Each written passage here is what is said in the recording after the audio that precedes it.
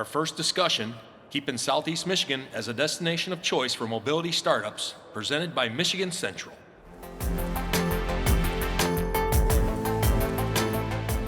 Good morning, everyone. Thank you all for making it out here today, braving the snow and getting here on time. I know it was a challenge once we got downtown, but really appreciate you all being here. Great conversation today, this morning, as well as all day, so really looking forward to the entire day. So my name's Mark DeLaverne. I'm at Michigan Central. We're a 30-acre technology innovation hub over in the Corktown area, really focusing on growing the innovation economies, particularly around mobility here in Detroit. I lead economic innovation and policy, work with all the folks up here on how we can all work together to grow this economy. So before we get into the questions, we'd love to just get everybody to introduce themselves, what you do, and then we'll dive into the conversation. Justin, you can go first. Okay, sounds good. Good morning, everyone. Justin Cosmides. I am CEO and co-founder of Bloom. I just moved here to Detroit about a year and a half ago to start Bloom. Prior to that, I was in New York City. Bloom is a platform that helps connect contract manufacturers, operations, partners, and others to mobility companies, to small, medium, and starting to be larger companies on a booking platform similar to Alibaba or an Airbnb-esque style to really find and connect them to contract manufacturing. And we moved here to Detroit to tap into, quite frankly, a larger ecosystem of supply chain and contract manufacturing that the automotive industry has to apply to smaller vehicles like e-bikes, electric motorcycles, EV charging companies, and many others, drones, robots in the future. Great. Hi, everyone. My name is Emma Jabor. I'm a senior advisor on the Mayor of Detroit's Jobs and Economy team. We specifically focus on the innovation and entrepreneurial ecosystem, so creating the policies and working with and creating partnerships to make Detroit a better place to be a founder, create policies that make it an easier place to launch and grow your company. Hello, I'm Michael Helander. I'm co-founder and CEO of Airspace Link. Think of us as the Google Maps for drones. We don't build drones, we don't fly them, but we are the air traffic control systems for them throughout the United States. We manage the airspace at 400 feet and below, from Guam to Maine, throughout the United States. We are then, if you've seen what's happening in New Jersey, that's an example of where our system is running at the federal level, but none of the cities, the counties, the state have access to what is happening in the airspace. And that's what we do, and we're headquartered here in Detroit. We're in Michigan Central New Lab as a startup, but also as an infrastructure supporting the safe integration of drones here in Michigan as well for other startups. Hello, I'm David Medina, the founder and CEO of Livac. We do electric off-road vehicles. We started the company around 2 years ago, and since then we have developed 3 prototypes, and finally we're going into production. We are focusing into government agencies like the Park Rangers of Michigan, our first customers. And the idea is that we reduce the CO2 emissions, we increase the performance, and we double down on security and safety for the end drivers. That's pretty much it. Our first product is the eQuad, and pleasure to be with you guys today. Well, thanks. So yeah, we've got a really great panel of 3 founders here, and Emma from the city, all just doing amazing work. I want to start with our founders though, and maybe talk a little bit about what initially drew you to Detroit and Southeast Michigan, and what's gotten you to stay. Michael, if you don't mind starting, because you've been here the longest. Yeah. It's interesting. I was in California, had a company and sold it, moved to Michigan because my son in schools, that's a good place to raise kids. Came to downtown Detroit, was kind of blown away in 2018 about what's happening in Detroit. And I talked to my wife and I said, I have this idea to start to build a drone highway system. What do you think of that? And we did. We went to downtown, we went to Planet M at the MEDC, looked at what was happening in WeWork, pitched the idea to some local investors, Detroit Venture Partners, Invest Detroit, and they ended up latching on. We raised $100,000. Since then, we have increasingly got a lot of support from the state and from the startup community to build our company. We were in downtown Detroit. Michigan Central attracted us to that area because we could start to not just support drones as a software company, but actually watch them fly within a region in the area. I'm happy to say, as a Midwest startup, we've now hit $40 million in capital raise, which is a big deal for a Midwest startup. And we don't build cars and we don't manufacture things, but we are the roads that those drones will fly on and are flying on today. So it's been an extremely great story, and where we're at today and where we're going is pretty big with what Michigan and Detroit is supporting us on. Yeah, no, it's been really, really amazing to watch you grow. I mean, I remember when you came into the city, so and see. I think I was 5 people there, Yes. 6 people when I pitched Detroit. I said, "Hey, you need a drone system." They're like, "What?" That was really the reaction. Yeah. David, you mind telling your story with Detroit? Yes, for sure. So I came to study transportation design at College for Creative Studies. My dream since I was 9 years old, it was to create my own vehicle company. I got inspired by like Pagani, Koenigsegg, and all of those guys. And one of my earliest mentors told me like, "Hey, David, you should go to Detroit. It's the birth of the big OEMs around the world." And I ended up going to CCS. In the middle of it, I started to poke around what kind of like company I wanted to create and where could we differentiate ourselves from the normal OEM manufacturers. And that's how we arrived to electric off-road vehicles. I started the company in 2022, and in 2023, I got introduced to what it was Michigan Central New Lab, and it just gave me quite a lot of hope for the future, because before it was really hard to create stuff by ourselves. But places like New Lab, Michigan Central, allowed us to expand, iterate rapidly, and create the company that we're today. And that's how we arrived to Detroit. Yeah, I mean, we talk a lot about retaining talent. We do a lot of focus on like the University of Michigan and Michigan State, but you know, David's a really great representation of the talent that comes out of the College for Creative Studies and so much of the great stuff that happens up there in Midtown. So Justin, you're the newest import to the city, so I'd love to hear your story as well. I'm the newbie. I'm the newbie, and last year's winter, I guess, was like a tease. It wasn't even actually a winter, so you guys tricked me into moving here. No, born and raised Baltimore, lived in New York for 15 years, and was in the banking industry. Started my first startup at actually New Lab in Brooklyn, and exited that startup about 2 years ago now, a year and a half ago, 2 years ago. And as I was looking for the next kind of project to dive into and saw New Lab was opening in Detroit, along the lines of the pain points that I had when I was owning my own vehicle company, all the pain points behind the scenes of how to find domestic manufacturers, how to build out a logistics and operations behind the scenes to scale your business, recognized there was an opportunity to build Bloom as a platform. And then we were deciding between Southern California, South Carolina, and Detroit, knowing that those were manufacturing hubs and we needed a good manufacturing base if what we were building was to come together. Visiting, looking at, and really exploring the bases of those different pieces, Detroit continued to be the overwhelming answer of the best place to build this. Best labor, most qualified to shift from, traditionally automotive into smaller form factor, EV charging, other stuff that's on our roadmap. And obviously the community and the ecosystem of New Lab. When you're starting a company and you're there late night, I've lost track of how many times David and I see each other, and deep into 10, 11 o'clock at night working on and building. You need that ecosystem, and that's what Michigan Central and then more in particular New Lab offers, really pulling that together. You look at other startup ecosystems in Austin and the Bay and back in the city in New York.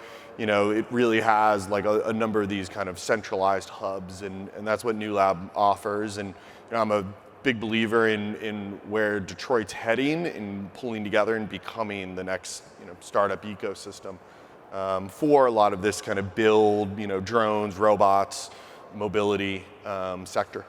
That's right. It's great, all three stories. So, Emma, I think any mayor across the U.S. would love to just be able to say claim all three of these companies as theirs, right?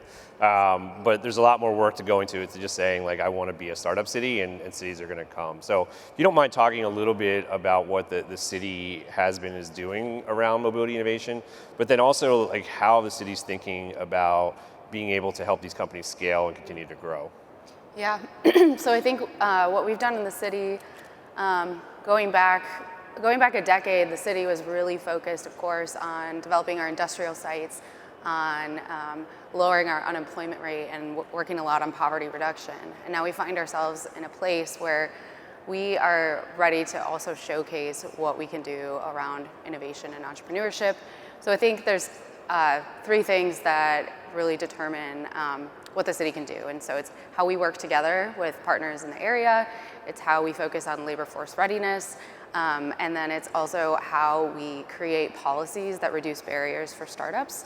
So the groundwork for this was laid by a lot of other people that are not me, but where we are today as far as how the city, the state, folks like Michigan Central, UMCI, Bedrock, all of the players who are in the innovation space are now working together really well. There's been concerted effort from a lot of leaders in Detroit who have said, we have to know what other people are doing, we have to know what services they're offering, and we have to go after funding opportunities, we have to go after specific partnerships as a united front and like sing off the same song sheet so that we can tell Detroit's story. And I think if you look at it today, compared to a year ago where folks might say, I don't know what other people are doing, now there is so much connectivity. So we are seeing a lot more partnership in that area. On the labor force readiness, we're thinking about how we can retrofit traditional workforce programs to serve founders in Detroit. So Detroit at Work is a fantastic city agency. They are, honestly, they lead nationally on how you prepare a workforce for the needs of industry partners. But a lot of what we've done in the past has been much more focused on our manufacturing customers and more traditional businesses. So what we've done at the city and in partnership with the state and Michigan Central is we've focused on how we can provide bespoke funding opportunities for founders to train new hires for skill sets that are not regularly offered elsewhere. So if you need to train someone on a specific EV charging technician skill set, something related to drones, you can apply for funding and receive a grant to kind of service your business that way. And then another thing on the removing barriers front, we know that startups need a place to pilot and test in the city. And we have a lot of fantastic test sites in the state that operate in a closed environment. They're fantastic. And then we also, from the mayor's office, said if someone wants to pilot a robot in the public right-of-way, our departments don't know what to do with that. They don't know if it's moving food. We don't know if the health department is supposed to be involved. We don't know if we have to involve fire department, DPD, what have you. So the mayor took a look at that issue and said, all right, I want mobility startups to be able to come to one place, get one permit, and pilot in the public right-of-way for 6 months. So we established a transportation innovation zone, which is a 2 square mile area around the city that interacts with commercial corridors, lots of traffic lights, anything that you would need to interact with your technology to collect real-world data and prove that it can operate in a public setting. And instead of trying to navigate an entire city, you come to the Office of Mobility Innovation. We gather all the relevant departments, we sit down with you, we discuss your tech, and then we issue one singular permit. So for 6 months, you can work in the public right-of-way and gather the real-world data and feedback that you need. So that's one thing, and it's also an open door to the city. So we have Now there are companies in New Lab who are partnered with our fire department.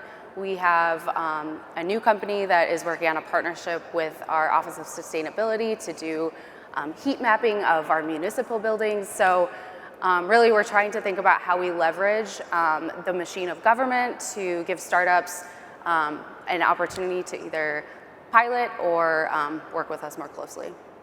And I'll say we've extended that into the air. So Yeah, that yes, the same mobility. concept on the ground is we now have, it's called Detroit Advanced Aerial Innovation Region.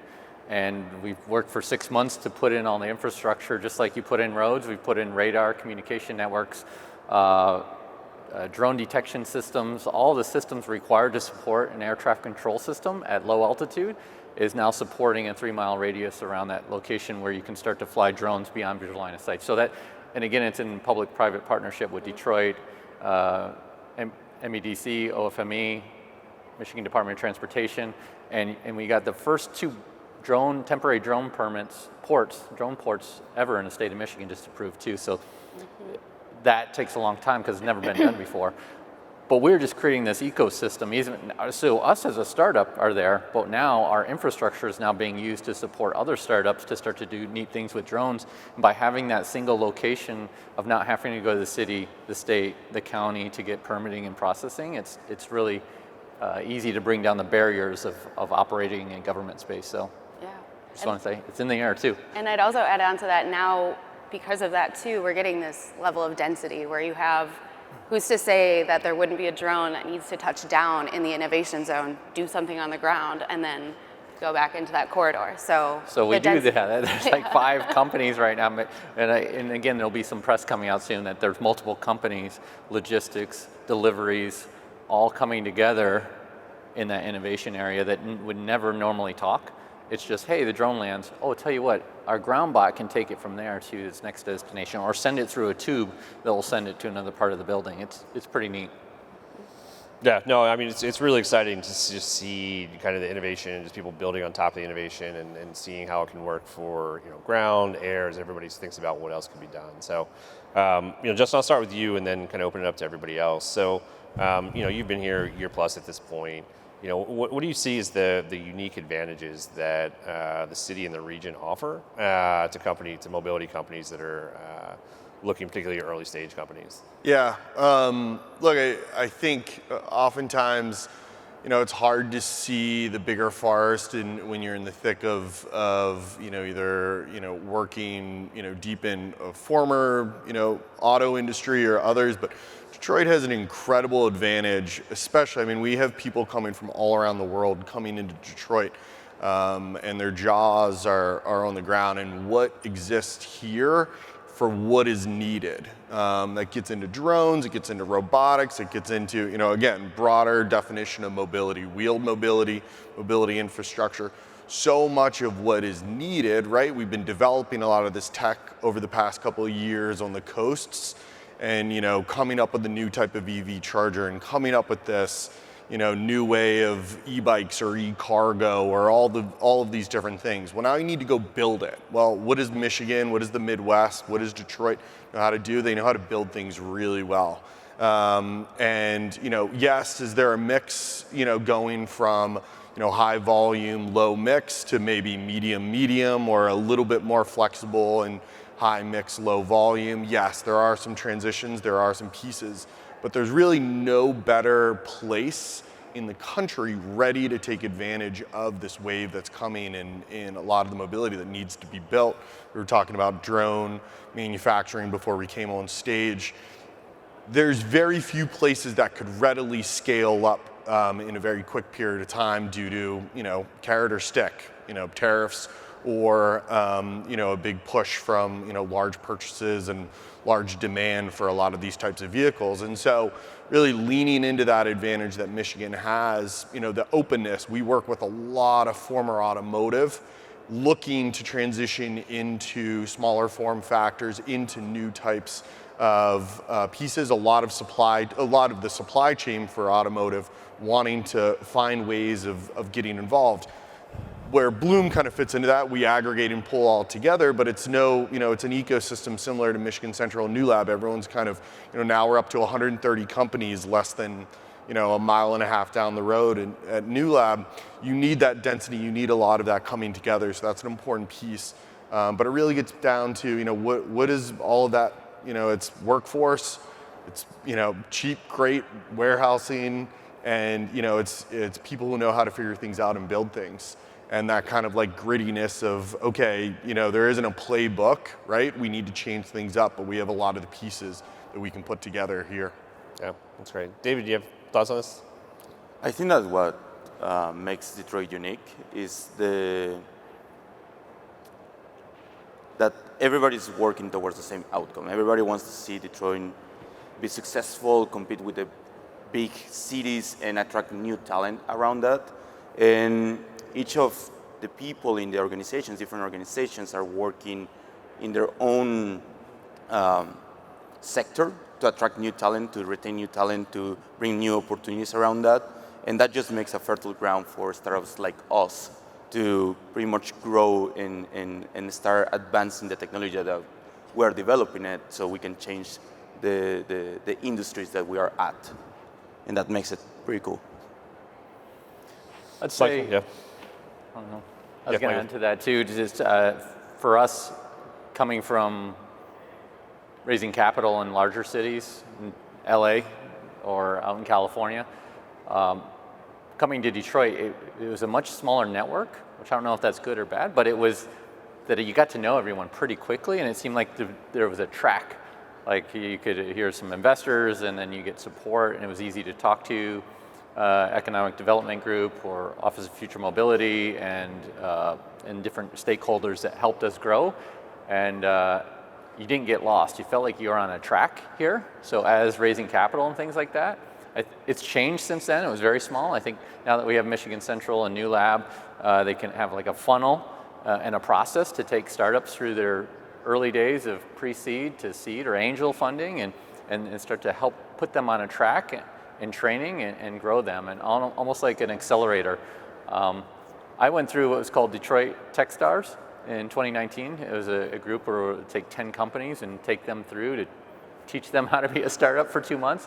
When I quit my job to my last company to do this and kind of start over and do it the right way. So I think Michigan's starting to become not just 10 company cohort that goes through once a year, but now a larger system that can go through an onboarding and startup and get the support and the training and resources required to start a company when you're living on ramen noodles. So that's cool. Yeah, we do have a lot of events though that you can at our place to Yes. be able to grab a dinner when you can. So. Yeah, that's true. I do. I come down from our office and I'm like, man, there's always food and drink out, and it's not very healthy, but. All right, so Emma, this is your job. So what have they not covered at this point that needs to get out there of like why Detroit and Southeast Michigan? Yeah, I mean, I think the usual suspects, the obvious ones, I mean, the legacies of manufacturing in this state that prepare us for the future of automation, of applied AI and robotics, that goes without saying. I think we have to talk about how lucky we are to be positioned between 3 R1 universities that are leading on research here in Southeast Michigan. And then I'd also say that right now in the city, we've reached, we're reaching this place of density where we have 5 innovation assets that are all focusing on crucial sector strategies. So we have the University of Michigan Center for Innovation, we have Michigan Central New Lab, we have the new Gratiot site from Bedrock, and then we have our Henry Ford Innovation Center, and then we also have TechTown that's been holding down the fort for the last 2 decades. So when mobility companies come here, while those folks may not specifically focus on the technology that they are bringing to market, they have a wealth of resources between them, and all those folks are talking to each other. I can verify for a fact at least once a month to make sure that these companies are getting what they need. So I think that cooperation and that density is really giving us the edge. That's great. So I have a lot of questions, but if anybody in the audience has a question, feel free to just go up to the mic and you will get the con immediately and we'll get to you. But otherwise, I will just keep going with the team here. So don't want to make it all rah-rah, right? Like, there's obviously challenges to being here as well. So, you know, I think, David, if you want to start, and then we can go to Michael and Justin, to just talk about some of the challenges that exist in the ecosystem that need to be addressed, and how you're taking them on. I think that it's funny because we're in the auto show and we're celebrating pretty much the OEMs, the manufacturing, the history of Detroit based around vehicles. But there is this weird thing about venture capitalists and investors that are so adverse around investing into manufacturing and vehicle companies. So there is a couple of challenges in that, at least in my case, because we're literally becoming an OEM. The way that we have worked around that, and I think that that's one of the pros of Detroit, is that the ecosystem is functioned to make you go faster and reduce the friction despite the lack of funding. So thanks to like organizations again, like Michigan Central and New Lab, we have been able to move faster, reduce our capital expenditure, innovate at a cheaper but faster rate, and that way has allowed us to create momentum around our company and start getting investment from other organizations like Techstars Detroit too. Last year we were part of that cohort. And I think that is our way to go is just move fast so you don't run out of fuel before you arrive to the goal. I'll have fun with it. It's probably the weather. It can be good and bad. Good is that you get the 4 seasons for testing technology, especially in drones and things like that, people think. But you know, some of it's going to probably start in Phoenix and stuff like that, where it's easy to manage other than they get too hot. But they also need to run in these types of weather conditions. The weather, when I relate to people, we did make an offer yesterday, someone in LA to move here. I think they're going to accept, but that'd be an example. I think they mentioned the weather, but it looks like they're going to move in March to move to Detroit and look for a place to live and a home and stuff. So that's cool. We're attracting business, but obviously weather comes up. I love warm weather, but you need to operate in it and take a break from the sun. So that's a fun way of looking at it. I would say, so, you know, it's interesting, like capital, Michigan and Detroit has an incredible, insane amount of capital. Like someone who was working on the M1 concourse told me that they were doing some research on the M1 concourse before they built it. They did the number of registered supercars in the Detroit metro area, the LA metro area, and the Miami metro area. And Detroit easily beat out the other 2 markets. There's no shortage of capital, right? There's no shortage of money. Most of it is in wealth preservation from historic families and industry from generations ago. And so we need to start unlocking that a little bit more. David's talking about this a little bit, but that's really, if you look at other ecosystems like the Austins, like, you know, the Bay Area, LA, others, you know, people have made their crazy money, you know, 20, 30 years ago, and they put that money right back into it, right? There's not this generational gap.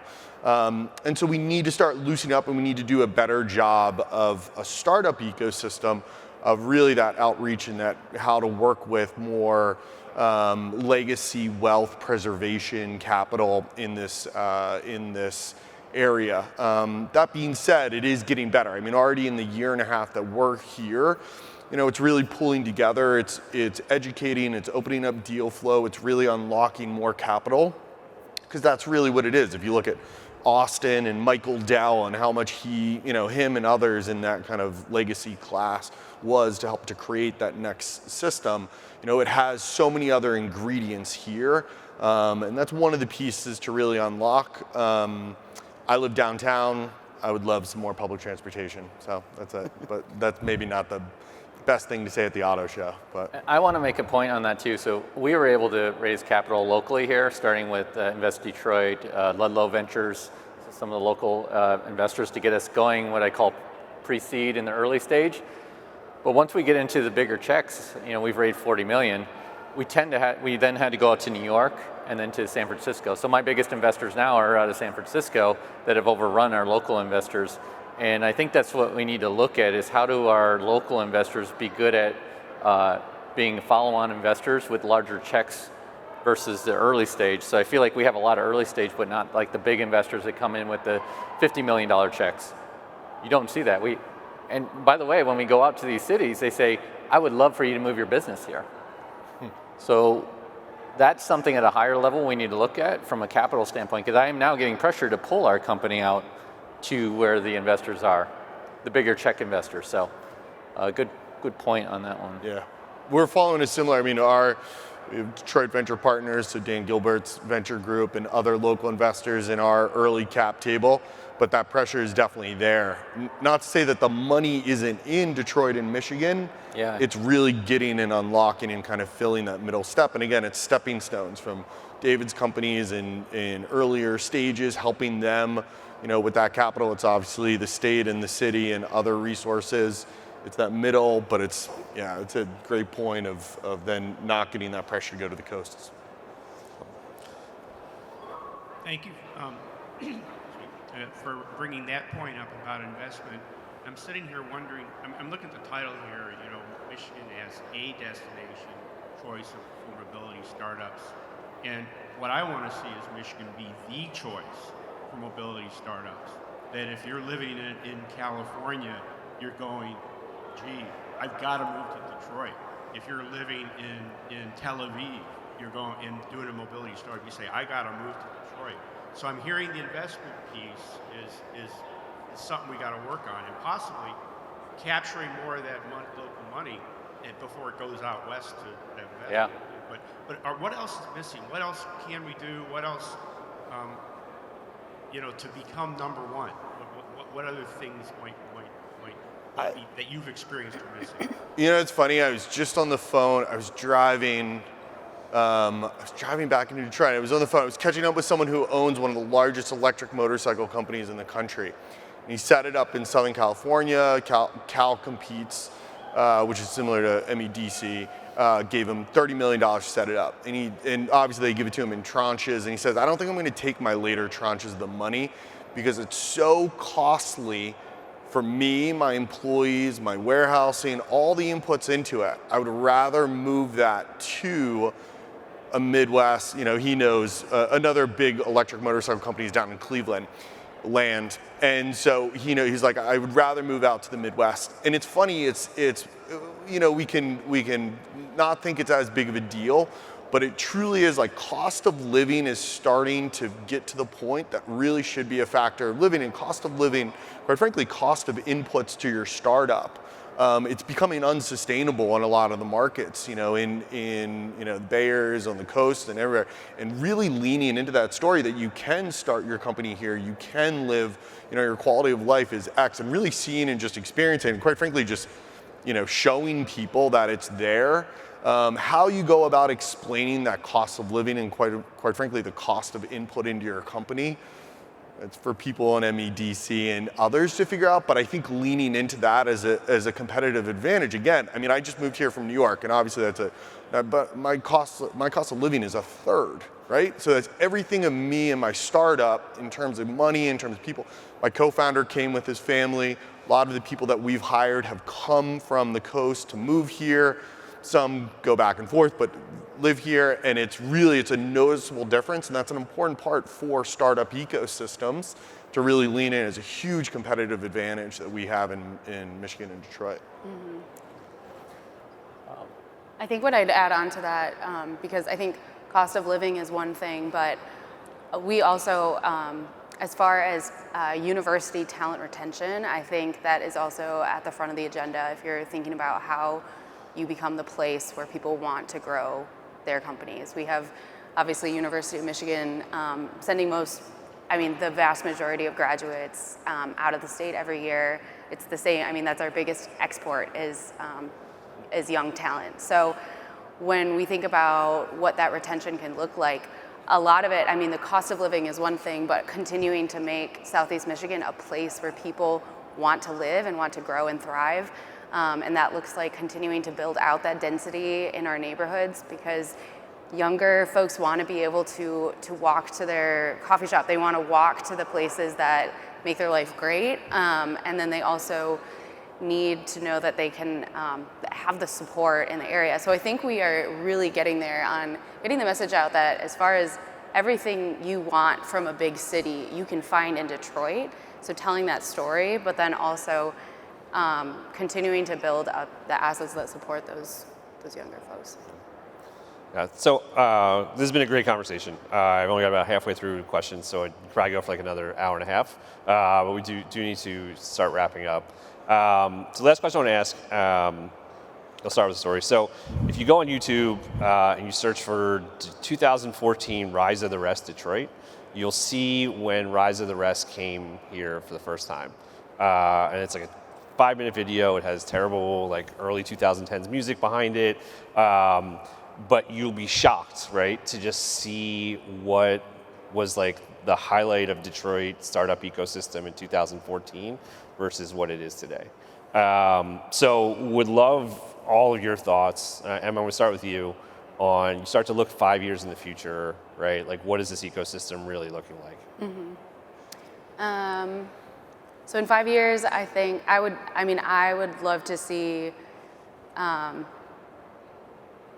continuing to build out really effective partnerships between the public and private sector so that the private sector can continue to inform us what is needed to unlock or unleash them to be successful, and the public sector can continue to, I think, drive toward a state of co-investment with other partners.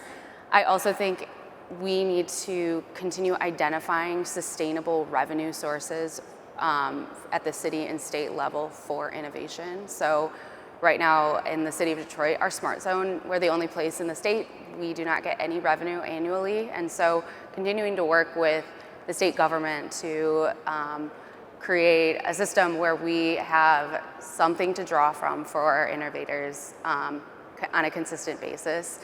And then I'd also say continued investment in our infrastructure. So when I think about mobility in the city of Detroit, a lot of that is going to work hand in glove with electrification efforts. And so I think from the public side, we need to be thinking proactively about how we work with utility partners and unleash them to have a more innovative mindset and to unleash them to be able to make really strategic investments in our infrastructure for grid modernization and energy generation. So I think, yeah, that's a 5-year goal.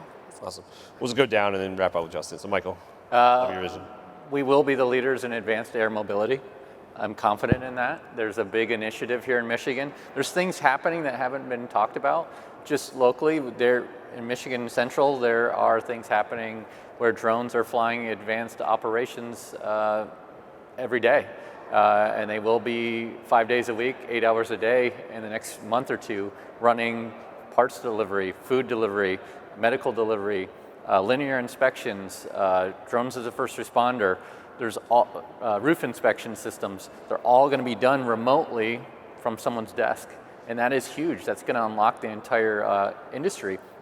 But it's an area where you go and get onboarded, and manufacturing of drones will start to happen, because now what we've done as a state is there's been funding with us and the state to put in the infrastructure. It takes costing millions of dollars to put in the air traffic control systems to pennies by the infrastructure being managed by the state and operators flying for pennies versus millions of investment. So that the groundwork is being laid. It's a multi-year project being deployed right now. And we're already seeing attraction of companies and drone manufacturing. Drone manufacturing is going to be one of the biggest things in the country over the next 3 years. They cannot build enough drones on the DoD side or civilian use. It is going to be a massive opportunity for Michigan, but by creating the ecosystem to fly in a commercial environment with easy policies and regulations, we will be in 5 years. And I will say that we have now attracted the largest drone conference in the world. Will be coming here in May of next year. That is massive for us as an industry to build up and get these operations running, so that we do have operations and supporting, and those companies coming here will look to come here. So there is a 5-year plan, and it's pretty exciting in the advanced air mobility arena. So, Dave. So for as for the city in the ecosystem, we're really looking forward for the next 5 years. For starters, the hardest work, the hardest part, we have gone through it already. I mean, we have a Michigan Central and a new lab that was almost close to $1 billion on investment to create this innovation hub, innovation environment. So I'm really looking forward to like growing that ecosystem. Now, on the terms of the company, what we're looking to be and become is a real contender to the big OEMs like BRP or Polaris in Minnesota, and we want to Michigan have LIVAC, for us to create the pathway and the benchmark of off-road vehicles where we're one with nature and technology, and we're blending and creating new experiences. I mean, we have Upper Peninsula. It's a beautiful place to go around, and mostly in an electric off-road vehicle. But I'm really excited for the next 5 years. I don't even think it's going to take 5 years. I think it's going to probably take 2 to 3 years, but I think that the explanation for friends, family, capital, peers globally of why we chose Detroit and why others are choosing Detroit, that instead of call it a 5-minute conversation over drinks on the coasts or in Switzerland, it's a 30-second, that makes all the sense in the world. And I think we're probably 2 to 3 years away from really, it's continuing to seep out as, a global destination for a lot more of these companies to choose their either, North American or global headquarters here for their startup and why they're choosing here. But in 5 years out, I mean, I believe, again, we're putting the pieces together. That is, we've got a competitive advantage above many other markets. And I think more and more companies will be choosing to come here over, quite frankly, a lot of other startup ecosystems. Wow, well said by all four of you. So all I to realize, these are all 4 superhumans doing amazing work, and not just on their company, but making this place a place and working together and bringing more people here. So if you don't mind, just joining me in a round of applause for the panelists here. And thank you again for being here, and look forward to the rest of the day.